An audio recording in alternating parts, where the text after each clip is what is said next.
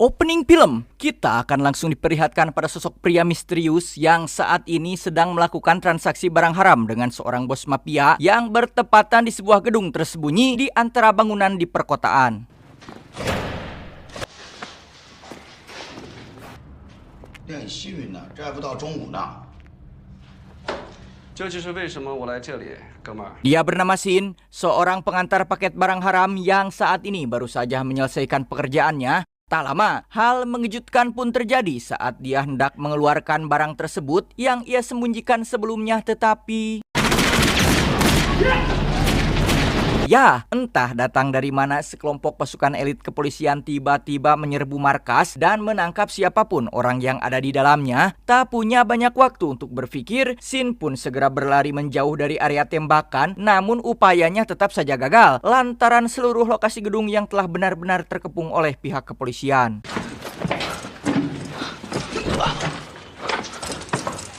Disinilah Shin sekarang menjadi salah satu tahanan di lapas wilayah barat ibu kota Kamboja. Sesaat sebelum memasuki ruangan pemeriksaan, Shin sempat menekan sebuah tombol yang terdapat pada jam tangan miliknya. Meski belum diketahui apa maksud dari tujuannya, namun hal tersebut sepertinya tidak membantu Shin sama sekali karena jam tangan miliknya pun tentu akan ikut tertahan saat pemeriksaan sedang berlangsung. Seperti sudah menjadi hal lumrah dan lazim bagi banyak orang, jika kita mendengar bahwa di setiap sel atau ruangan tahanan pasti memiliki ketuanya masing-masing, di mana hal yang serupa juga dialami oleh Shin saat dirinya hendak dihampiri oleh beberapa reman lapas yang menagih uang sewa kamar padanya. Menyadari bahwa Shin bukanlah orang pribumi, si reman lantas meminta pada salah satu tahanan bernama kita panggil saja Samsul untuk membantu menerjemahkan bahasanya pada Shin. Namun, apa yang terjadi?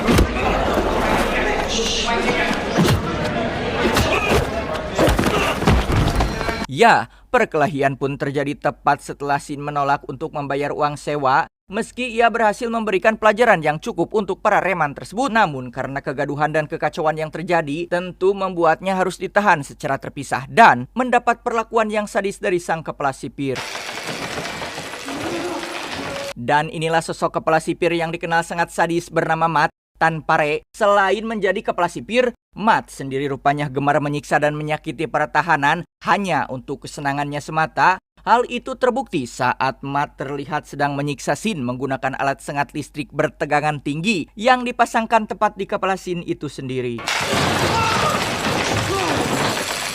Tak hanya itu, Mat juga mengancam Shin agar selalu patuh pada seluruh peraturan yang telah dibuat sejak lama. Bukan tanpa alasan, Mat sendiri sebenarnya menganggap bahwa seluruh tahanan tak lain hanyalah seperti hewan ternak yang harus mematuhi tuannya. Karena jika sekali saja hewan ternak tidak patuh, maka tuannya berhak melakukan apapun pada hewan-hewan tersebut.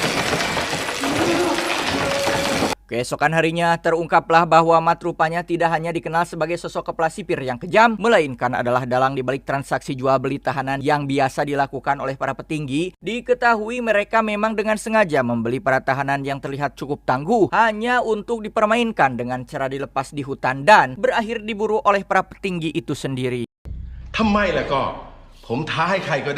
Saat ini sudah ada 3 petinggi negara yang sedang melakukan transaksi pembelian tahanan dengan Mat, di mana salah satu petinggi muda bernama Jang terlihat mendapat masalah lantaran pembayarannya yang tidak sesuai dengan kesepakatan awal. Merasa bahwa Jang hanya akan mengacau pada transaksi mereka kali ini, Mat lantas membicarakan keresahannya itu pada partner bisnisnya yang bernama Chen. Dia juga merupakan salah satu dari ketiga petinggi tersebut. Di sana, Chen mencoba meyakinkan Mat bahwa salah satu pelanggannya itu bukanlah pengacau. Hanya saja, Jang memang memiliki sedikit kelainan akibat efek samping barang haram yang dahulu sering dikonsumsinya. Setelah transaksi berjalan dengan lancar, Mat lantas mengajak ketiga petinggi itu ke balkon lapas untuk memilih para tahanan yang nantinya akan dibawa ke hutan. Berkat kelicikan dan kekejamannya, Mat pun berhasil mengadu domba para tahanan yang sebelumnya sedang beristirahat hanya dengan menyuruh anak buahnya untuk menyerang salah satu dari mereka sehingga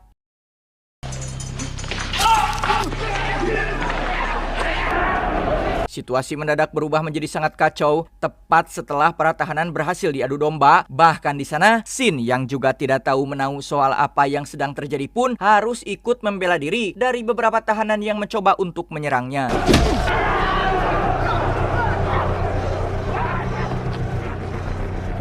Namun di tengah kerusuhan yang sedang terjadi itulah, para petinggi justru menggunakan momen tersebut untuk memilih dan memilah tahanan yang akan mereka bawa. Hingga ketika Chen dan Jiang telah selesai memilih tahanan yang akan mereka seleksi, Mat pun dengan senang hati membantu salah satu petinggi lainnya untuk memilih tahanan yang tersisa, yaitu tiada lain adalah sosok Shin itu sendiri. Tak lama setelah sesi pemilihan selesai, para tahanan yang telah dipilih akan langsung ditutupi kepalanya menggunakan kain hitam untuk kemudian mereka dibawa menggunakan sebuah truk besar menuju lokasi permainan yang bertempat tak jauh dari area hutan di sekitar lapas. Tiba di lokasi, Shin dan beberapa tahanan lainnya mulai diturunkan secara paksa meski ia sendiri sebenarnya belum mengetahui pasti apa yang terjadi. Namun hal tersebut seperti sudah tidak begitu penting baginya karena saat ini sipir menyuruh dirinya dan tahanan lain untuk berlari sejauh mungkin dan tiba-tiba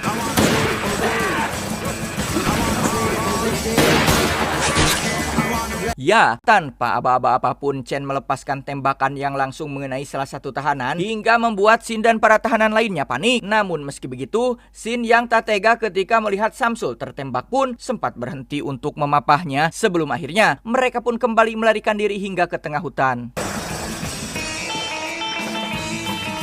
Tak hanya sampai di situ, pemburu rupanya masih tetap berlanjut hingga tak ada lagi satupun tahanan yang masih hidup. Itu terbukti saat para petinggi menyadari bahwa masih ada tahanan lainnya yang masih berhasil selamat, termasuk Shin yang sebelumnya melarikan diri ke tengah hutan. Sejenak kita tinggalkan dulu Shin dan beralih pada Mat yang saat ini sedang kedatangan dua orang dari Departemen Keamanan Negeri Cina. Di sana salah satu anggota cantik bernama Mei menjelaskan bahwa maksud dari kedatangan mereka adalah untuk menanyakan terkait keberadaan anggota mereka yaitu Shin yang diketahui sempat tertangkap ketika sedang menjalankan misi.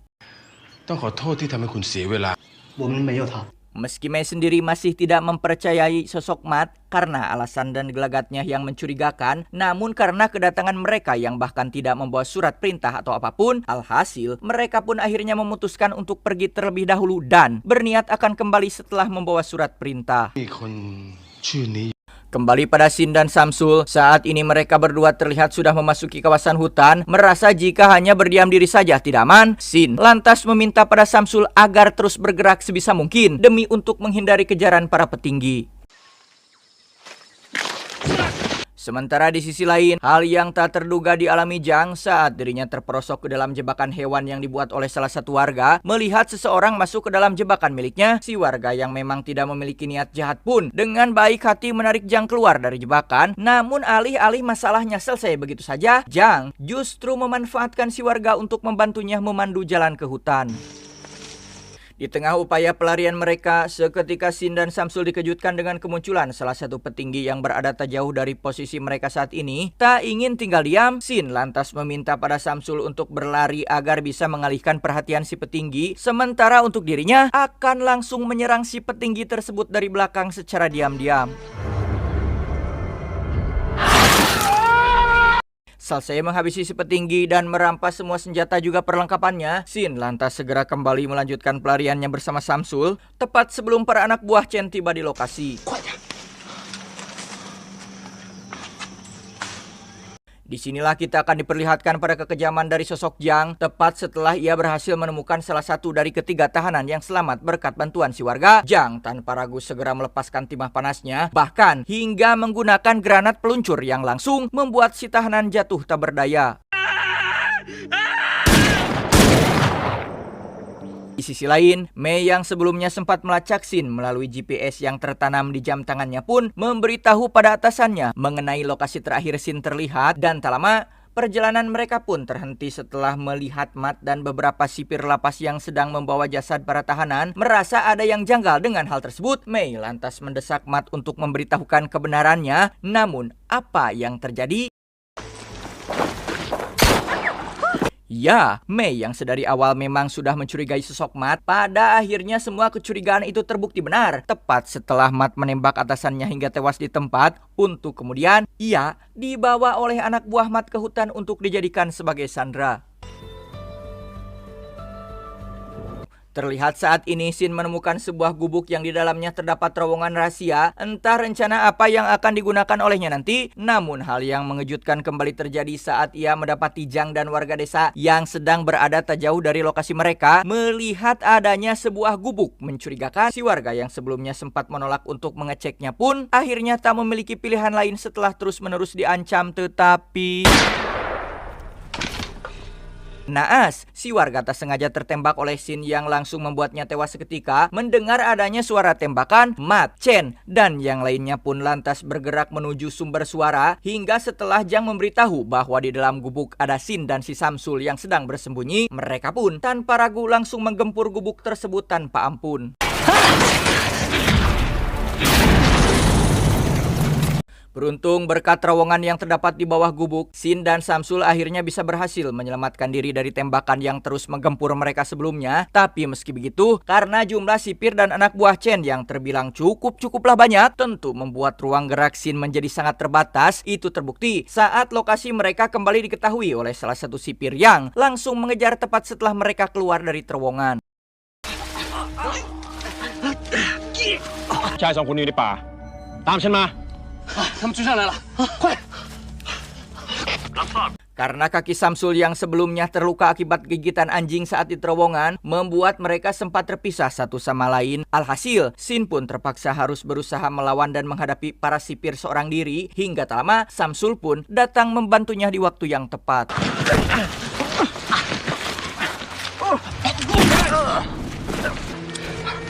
Meski telah melarikan diri dan berhasil mengambil senjata dari beberapa sipir yang telah dikalahkan sebelumnya, saat ini Sin dan Samsul masih harus menghadapi situasi sulit lantaran para sipir dan anak buahnya Chen yang masih terus mengejar mereka sampai akhirnya dengan sangat brutal, Samsul berhasil menjatuhkan salah satu sipir menggunakan minuman keras yang ia jadikan sebagai molotov, disusul dengan Sin yang juga telah berhasil mengalahkan musuhnya berkat bantuan Jang yang entah kenapa ujug-ujug malah menyerang anak buahnya sendiri. Dikira sudah aman dan tidak akan ada lagi ancaman, hal tersebut justru berbanding terbalik dengan kenyataannya karena saat ini Sin kembali mendapat masalah lantaran salah satu anak buah Chen yang terus saja mengejarnya. Hingga ketika kondisi sudah semakin terpojok itulah membuat Sin akhirnya tak punya pilihan lain selain melawan, sehingga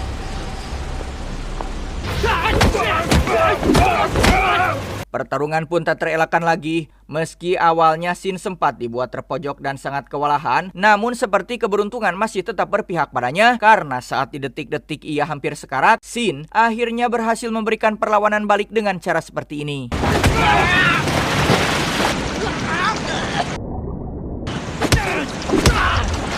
Singkat cerita, Matt yang tidak ingin mengambil resiko karena situasi kini sudah semakin kacau, memperingatkan Jang dan juga Chen untuk menghentikan saja permainan saat ini dan berjanji akan mengembalikan seluruh uang pembayaran mereka sebelumnya. Tapi bukannya menghiraukan peringatan tersebut, Jang justru semakin bersikeras ingin membayar 2 kali lipat dari harga awal demi bisa tetap melanjutkan perburuannya tersebut.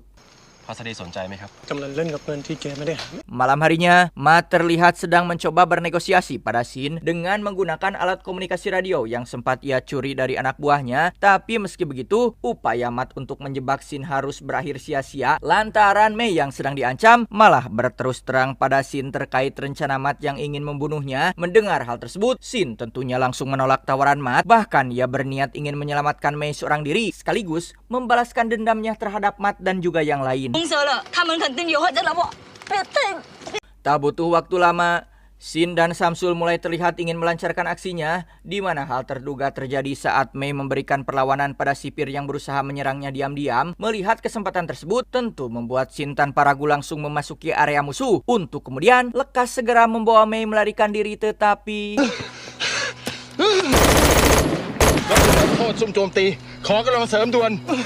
Sempat terjadi adu tembak hingga membuat Samsul dan Chen terluka. Tak ingin menyia-nyiakan kesempatan, Sin dan Mei lantas memapah Samsul agar mereka bisa pergi dari sana. Berbeda dengan Chen yang harus tewas di tangan Zhang, termasuk Mat yang terkena tembakan meski tidak sampai membunuhnya.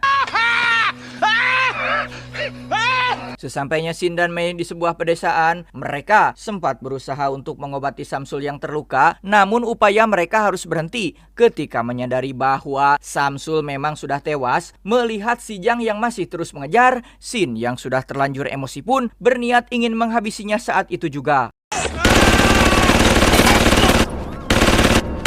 Entah karena alasan apa, Zhang justru malah menyerang para sipir yang baru saja datang. Hal tersebut tentu membuat Sin segera mengurungkan niatnya dan langsung kembali ke desa untuk menyusun rencana serangan balik.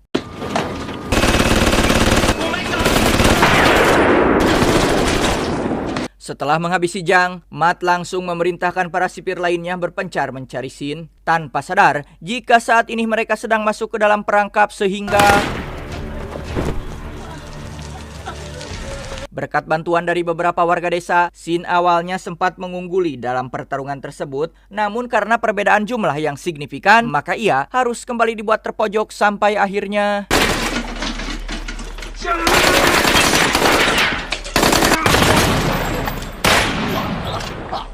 Meski tubuh sudah dipenuhi dengan luka tembak, beruntung Sin masih bisa tetap bertahan, bahkan hingga berhasil menghabisi para sipir yang tersisa, namun tidak dengan Mat yang ternyata masih hidup. Tepat ketika Mat hendak ingin membunuhnya, rupanya Sin sendiri masih terlalu kuat bahkan ketika dirinya sedang terluka, dan pada akhirnya Sin pun akhirnya berhasil menghabisi Mat walau hanya dengan tenaga yang tersisa.